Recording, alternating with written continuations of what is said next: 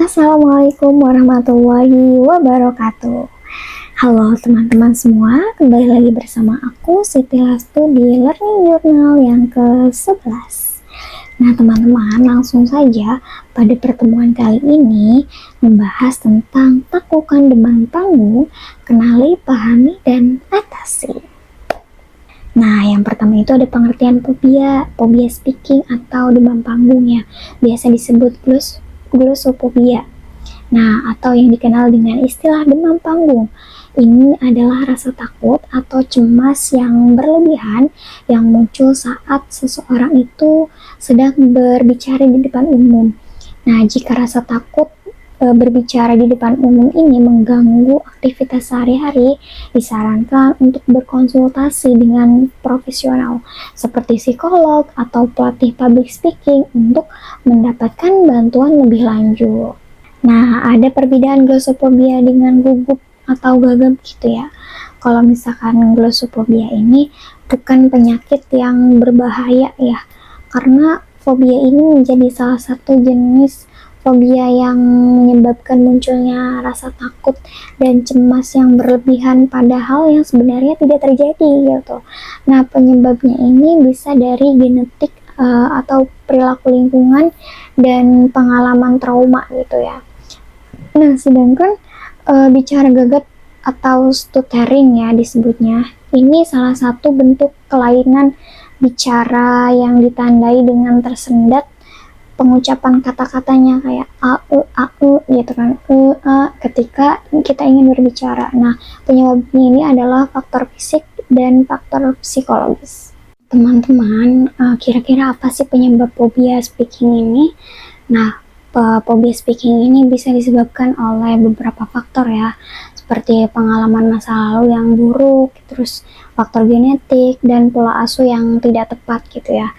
Kemudian ada juga pengalaman trauma, seperti dihakimi atau dipermalukan saat berbicara di depan umum. Jadi bisa memicu ketakutan yang berlebihan.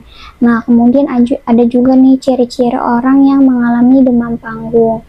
Biasanya tuh ciri-cirinya mulutnya kering, kemudian tangannya gemetar, kemudian tenggorokan atau kerongkongannya itu seperti tersumbat gitu ya.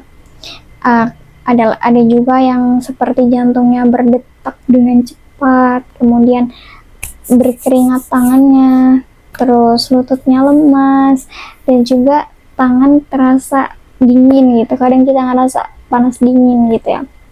Kemudian ada juga dampak negatif dari demam panggung nih. Yang pertama itu gangguan konsentrasi, kedua penurunan kualitas penampilan, yang ketiga kehilangan kepercayaan diri, kemudian yang keempat itu gejala fisik yang mengganggu, yang kelima gangguan emosional dan mental, dan yang terakhir adalah hilangnya peluang dan kesempatan. Nah, itu dia dampak negatifnya dan ciri-cirinya. Nah, teman-teman, ada cara mengatasi demam panggung secara mental dan fisik ya. Nah, kalau misalnya secara mental itu yang pertama harus adanya persiapan yang matang sebelum kita tampil.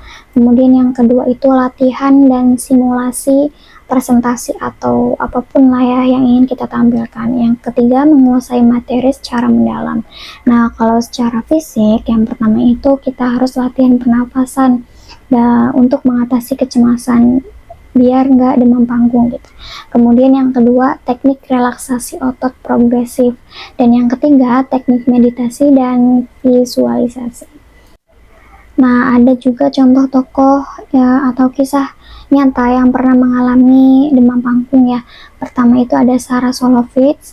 Sarah Solovitz ini adalah seorang pianis klasik yang mengalami demam panggung yang parah sejak remaja. Kemudian yang kedua ada Oprah Winfrey.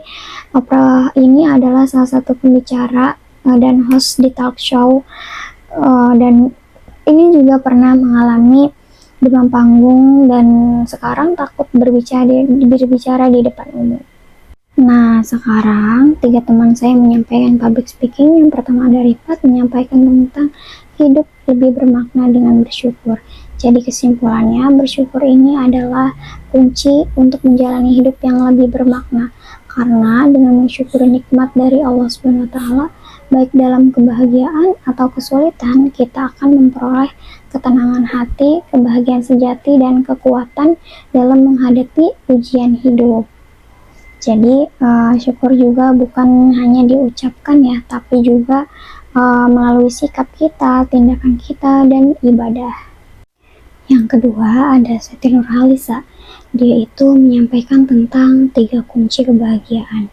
Nah, kita sebagai muslim, 3 kunci ini adalah yang pertama itu kita harus selalu bersyukur, dan yang kedua bersabar atas ujian yang Allah berikan kepada kita. Kemudian yang ketiga adalah beristighfar. Yang ketiga ada Ishak, dia menyampaikan 5 golongan yang jasadnya itu tidak akan dimakan.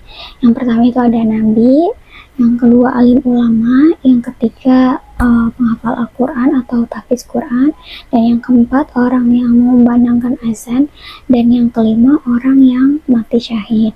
Nah, itu saja teman-teman yang bisa saya sampaikan pada learning journal yang ke-11 ini.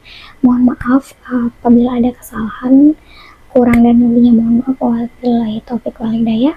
Wassalamualaikum warahmatullahi wabarakatuh.